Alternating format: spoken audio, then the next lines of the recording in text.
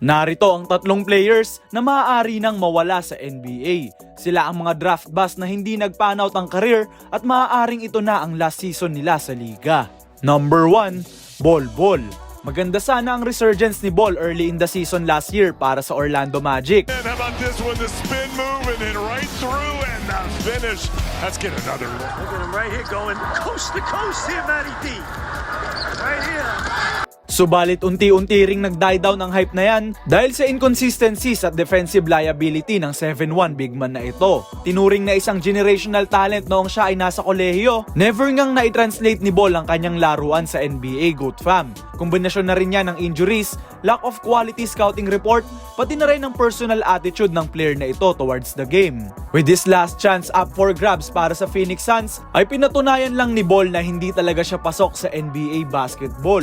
This season ay naglaro lamang siya ng 7 total games para sa Suns so far at merong 0.7 points and 0.3 rebounds sa loob ng 2.3 minutes per game sa Phoenix. Kung hindi nga mag-i-improve ang mga numero na iyan, ay tiyak na ito na ang huling taon na makikita natin si Bol Bol playing for any of the 30 NBA teams.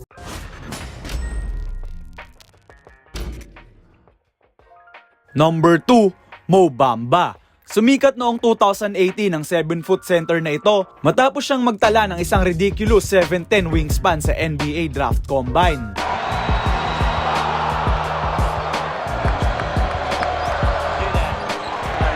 Dahil nga dyan ay kinuha siya ng Orlando Magic with his defensive upside at versatility sa opensa.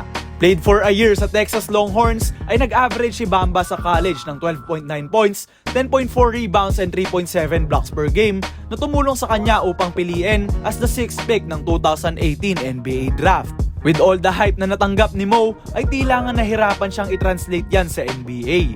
Hindi niya ma-maximize ang kanyang length at tila nga wala siyang lugar sa loob ng court sa kahit anong team na malalaroan niya.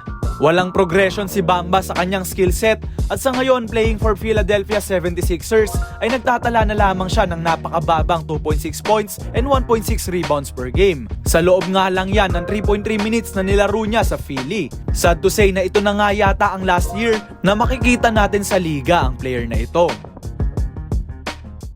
Number 3, James Wiseman. Ang second overall pick ng Golden State Warriors noong 2020 NBA Draft ay naging injury-riddled early into his NBA career. Give Wiseman the three, and he makes him pay. Yeah, there was some indecision. Naz Reid did one. He's got 3 fouls. Oh my goodness! Takes it in! Decent naman sana ang rookie year niya sa Warriors with his 11.5 points, 5.8 rebounds and 1 block per game. Subalit nadali nga siya ng isang torn right meniscus na nakapag-sideline kay Wiseman ng isang buong taon.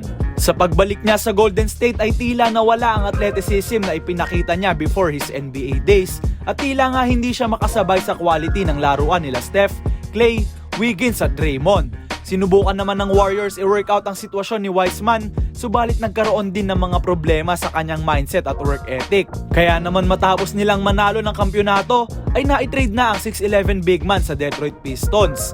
Maayos pa nga ang laruan ni James last season kung saan nagtala siya ng 12.7 points, 8 rebounds and almost 1 block per game.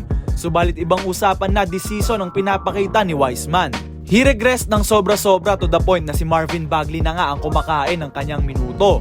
Third string big man na rin siya behind kila Bagley, Duren at Stewart. At nag-average na lang ng 5.6 points and 3 rebounds in just 11 minutes per game.